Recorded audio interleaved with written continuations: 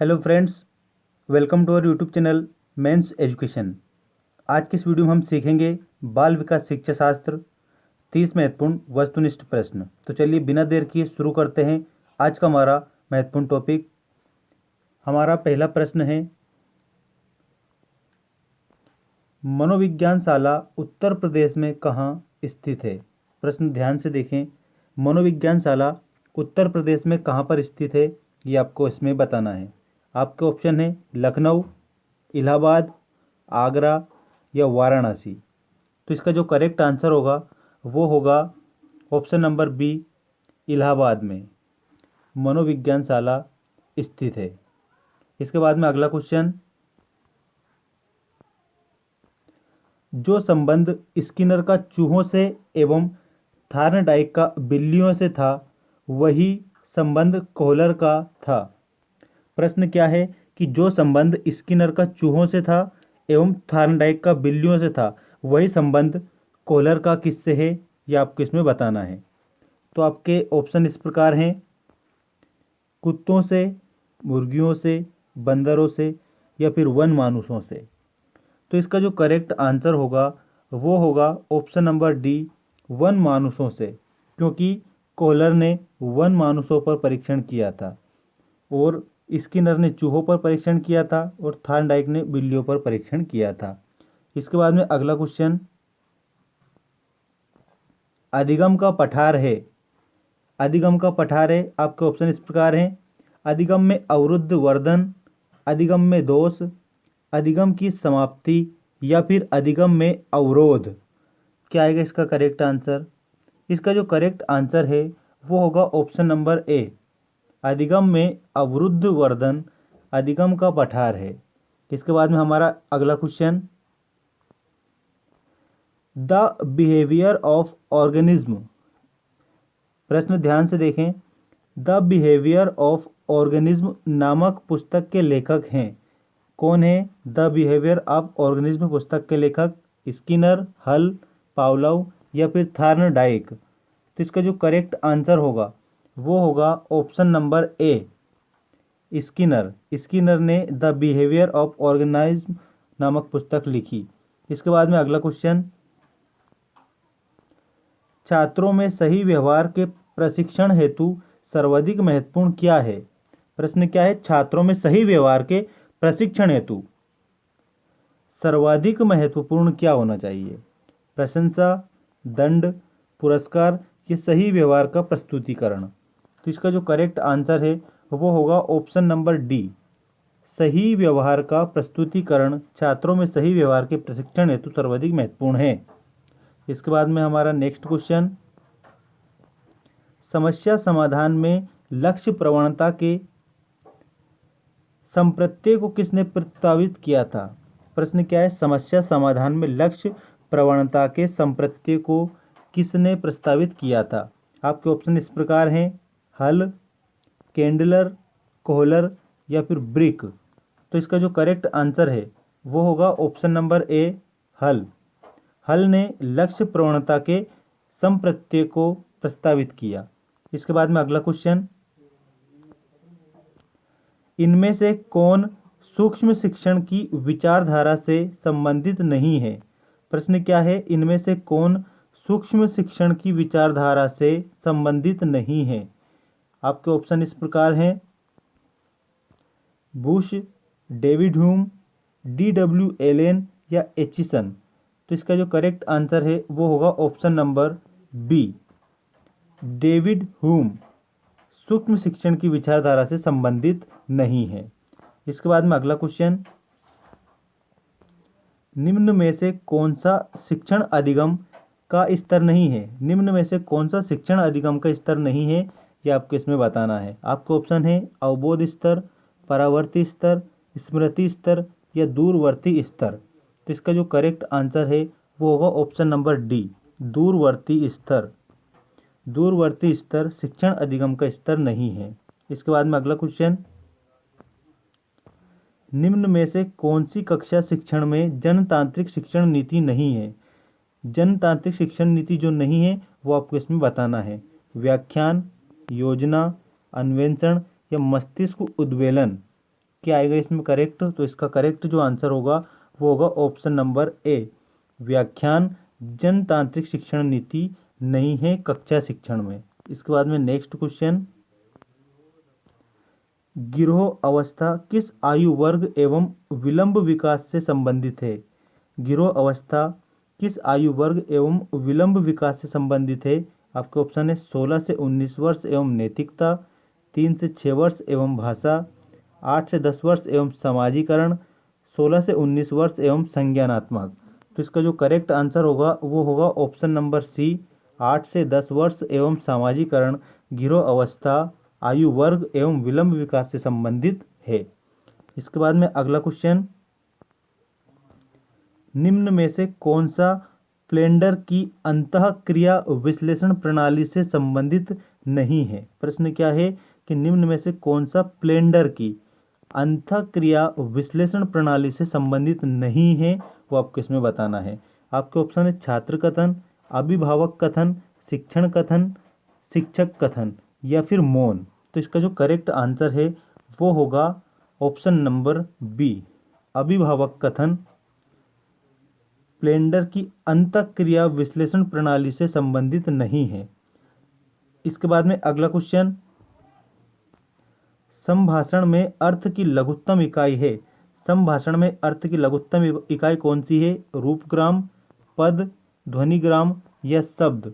तो इसका जो करेक्ट आंसर है वो होगा ऑप्शन नंबर ए, रूपग्राम। रूपग्राम संभाषण में अर्थ की लघुत्तम इकाई है। इसके बाद में अगला क्वेश्चन, हम करके सीखते हैं किसने कहा था? प्रश्न क्या है, हम करके सीखते हैं ये किसने कहा था, उसका नाम आपको बताना है।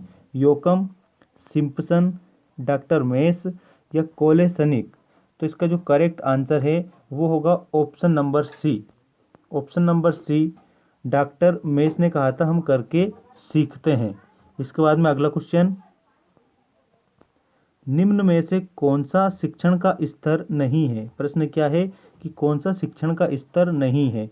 बोध, चिंतन, स्मृति या फिर वर्णन। तो इसका जो करेक्ट आंसर होगा वो होगा ऑप्शन नंबर डी, वर्णन शिक्षण का स्तर नहीं है। इसके बाद में अगला क्वेश्चन, शिक्षण की अंतःक्रियात्मक अवस्था में मुख्य संक्रिया होती है। शिक्षण की अंतःक्रियात्मक अवस्था में मुख्य संक्रिया क्या होती है वो आपको इसमें बताना है। निदान की होती है, प्रत्यक्षीकरण की, क्रिया और प्रतिक्रिया की या फिर उपयुक्त सभी। तो इसका जो करेक्ट आंसर होगा वो होगा ऑप्शन नंबर सी, क्रिया और प्रतिक्रिया की। शिक्षण की अंतःक्रियात्मक अवस्था में मुख्य संक्रिया किसकी होती है? क्रिया और प्रतिक्रिया की। इसके बाद में अगला क्वेश्चन, एक बालक काली गाय, काला कुत्ता तथा काली वस्तुओं को देखकर डरने लगता है। प्रश्न क्या है, एक बालक है वो काली गाय, काला कुत्ता और काली वस्तु को देखकर डरने लगता है। इस प्रकार के अनुबंधन में निहित है, इस प्रकार के अनुबंधन में क्या निहित है? आपके ऑप्शन है अनुक्रिया अनुबंधन, उद्दीपक सामान्यीकरण या फिर अनुक्रिया सामान्यीकरण या इनमें से कोई नहीं।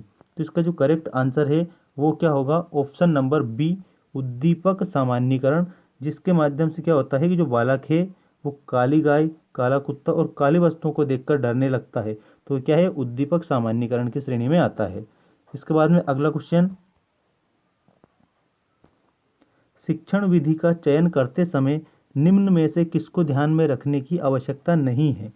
शिक्षण विधि का चयन करते समय निम्न में से किसको ध्यान रखने की जरूरत नहीं पड़ती है? आपके ऑप्शन है व्यक्तिगत भेद, अभिभावक की पृष्ठभूमि, विद्यार्थियों का मानसिक स्तर या फिर विषय की विशिष्ट प्रकृति। तो इसका जो करेक्ट आंसर है वो होगा ऑप्शन नंबर बी, अभिभावक की पृष्ठभूमि शिक्षण विधि का चयन करते समय ध्यान रखने की आवश्यकता नहीं पड़ती है।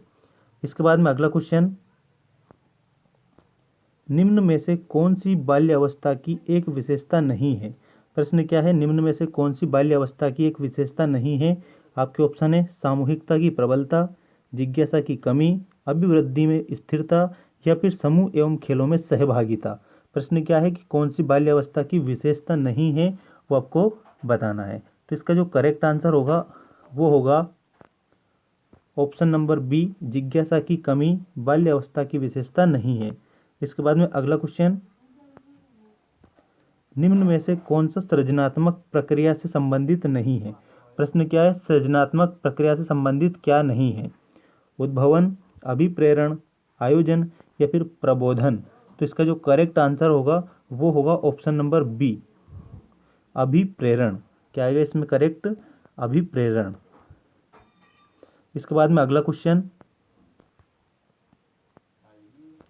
निम्न में से कौन सा वृद्धि और विकास का प्रथम चरण है। वृद्धि और विकास का प्रथम चरण कौन सा है ये आपको इसमें बताना है। शारीरिक विकास, सामाजिक विकास, नैतिक विकास या मानसिक विकास। तो इसका जो करेक्ट आंसर है वो होगा आपका ऑप्शन नंबर ए, शारीरिक विकास वृद्धि और विकास का प्रथम चरण है। इसके बाद में अगला क्वेश्चन, सीखना एक तरह के व्यवहार का।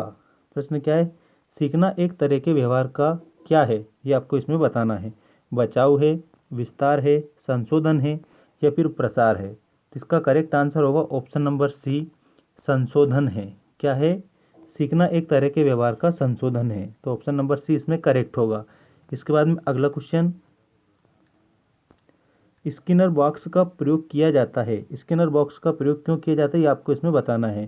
शाब्दिक अधिगम के लिए, प्रसूत अनुबंधन के लिए, चालक अधिगम के लिए या आकस्मिक अधिगम के लिए। तो इसका जो करेक्ट आंसर होगा वो क्या होगा, ऑप्शन नंबर बी, प्रसूत अनुबंधन के लिए स्किनर बॉक्स का प्रयोग किया जाता है, क्योंकि स्किनर ने क्रिया प्रसूत अनुबंधन का सिद्धांत दिया था। इसके बाद में अगला क्वेश्चन, बुद्धिमापन की भाटिया बैटरी परीक्षण में है। बुद्धिमापन की भाटिया बैटरी परीक्षण में क्या है ये आपको बताना है। 5 उप परीक्षण या फिर 8 उप परीक्षण, 4 उप परीक्षण या 7 उप परीक्षण। तो इसका जो करेक्ट आंसर है वो होगा option number A. Option number A इसमें करेक्ट होगा। 5 उप परीक्षण बुद्धिमापन की भाटिया बैटरी परीक्षण में है। इसके बाद में अगला क्वेश्चन, किंडरगार्टन विधि का प्रतिपादन किसने किया। किंडरगार्टन विधि का प्रतिपादन किसने किया। फ्रोबेल, मॉन्टेसरी, कुक या डाल्टन। तो इसका करेक्ट आंसर होगा ऑप्शन नंबर ए, फ्रोबेल ने किंडरगार्टन विधि का प्रतिपादन किया। क्या आएगा इसमें, ऑप्शन नंबर ए, फ्रोबेल। इसके बाद में अगला क्वेश्चन, संकलनात्मक परामर्श के जन्मदाता है। संकलनात्मक परामर्श के जन्मदाता कौन है। थार्न, रोजर्स, विलियमसन या इनमें से कोई नहीं। तो इसका करेक्ट आंसर क्या होगा, ऑप्शन नंबर ए, थार्न। थार्न संकलनात्मक परामर्श के जन्मदाता हैं। इसके बाद में अगला क्वेश्चन, छात्र के अवांछित व्यवहार के संशोधन हेतु सबसे प्रभावी विधि है। छात्र के अवांछित व्यवहार के संशोधन हेतु सबसे प्रभावी विधि कौन सी है। छात्र को दंडित करना, उसे नज़रअंदाज करना, उसके माता पिता को सूचित करना या फिर अवांछित व्यवहार के कारणों का पता लगाना तथा उपचारों का सुझाव देना। तो इसका जो करेक्ट आंसर है वो होगा आपका ऑप्शन नंबर डी, अवांछित व्यवहार के कारणों का पता लगाना तथा उपचारों का सुझाव देना। ये सबसे अच्छी विधि मानी जाती है। इसके बाद में अगला क्वेश्चन, डिसलेक्सिया संबंधित है। ये एक प्रकार का विकार है। ये आपको बताना है कि किससे संबंधित है। आपके ऑप्शन है पढ़ने संबंधी समस्या से, गणितीय कौशल संबंधी समस्या से, लेखन संबंधी समस्या से या वाक क्षमता संबंधी विकार से। तो जो डिसलेक्सिया है वो क्या है, पठन विकार है। तो ये पढ़ने संबंधी समस्या से संबंधित है डिसलेक्सिया। तो इसका जो करेक्ट आंसर है वो क्या होगा, ऑप्शन नंबर ए। इसके बाद में अगला क्वेश्चन, ब्रेल लिपि एवं टेप रिकॉर्डिंग किसके लिए शैक्षिक प्रावधान के रूप में प्रयुक्त किए जा सकते हैं। प्रश्न क्या है, ब्रेल लिपि एवं टेप रिकॉर्डिंग किसके शैक्षिक प्रावधान के रूप में प्रयुक्त किए जा सकते हैं। आपके ऑप्शन है दृष्टिबाधित विद्यार्थियों के लिए, अस्थिबाधित विद्यार्थियों के लिए, श्रवणबाधित विद्यार्थियों के लिए या शारीरिक रूप से विकलांग विद्यार्थियों के लिए। तो इसमें करेक्ट आंसर क्या होगा, ऑप्शन नंबर ए, दृष्टिबाधित विद्यार्थियों के लिए ब्रेल लिपि एवं टेप रिकॉर्डिंग शैक्षिक प्रावधान के रूप में प्रयुक्त किए जा सकते हैं। इसके बाद में अगला क्वेश्चन, CWSN का अर्थ है। CWSN का क्या अर्थ है ये आपको इसमें बताना है। आपके ऑप्शन है मजबूत आवश्यकता वाले बच्चे, एकांगी आवश्यकता वाले बच्चे, विशिष्ट आवश्यकता वाले बच्चे, या फिर मृदु आवश्यकता वाले बच्चे या व्यक्ति। इसके बाद में इसमें जो क्या आएगा correct answer, option number C, विशिष्ट आवश्यकता वाले बच्चे CWSN का अर्थ है। इसके बाद में अगला क्वेश्चन, निम्न में से कौन सा परामर्श का एक तत्व नहीं है। परामर्श का एक तत्व कौन सा नहीं है कि आपको इसमें बताना है। साक्षात्कार, विश्वास, वृत्तिक वृद्धि या संप्रेषण। प्रश्न क्या है, परामर्श का एक तत्व नहीं है। ऑप्शन है साक्षात्कार, विश्वास, वृत्तिक वृद्धि या संप्रेषण। तो इसका जो करेक्ट आंसर है वो होगा ऑप्शन नंबर सी, वृत्तिक वृद्धि परामर्श का एक तत्व नहीं है। बाकी साक्षात्कार भी परामर्श का तत्व है, विश्वास, संप्रेषण ये सब परामर्श के तत्व हैं। वृत्तिक वृद्धि इसमें करेक्ट आंसर होगा। फ्रेंड्स, ये था आज का हमारा महत्वपूर्ण टॉपिक जिसमें हमने 3 वस्तुनिष्ठ प्रश्नों को शामिल किया था बाल विकास शिक्षा शास्त्र के, चाइल्ड डेवलपमेंट एंड पेडागोजी के। तो फ्रेंड्स, अभी तक अगर आपने चैनल को सब्सक्राइब नहीं किया है तो चैनल को सब्सक्राइब करें और बेल आइकन दबाना ना भूलें ताकि आने वाली अपडेट आपको तुरंत प्राप्त हो जाए। धन्यवाद।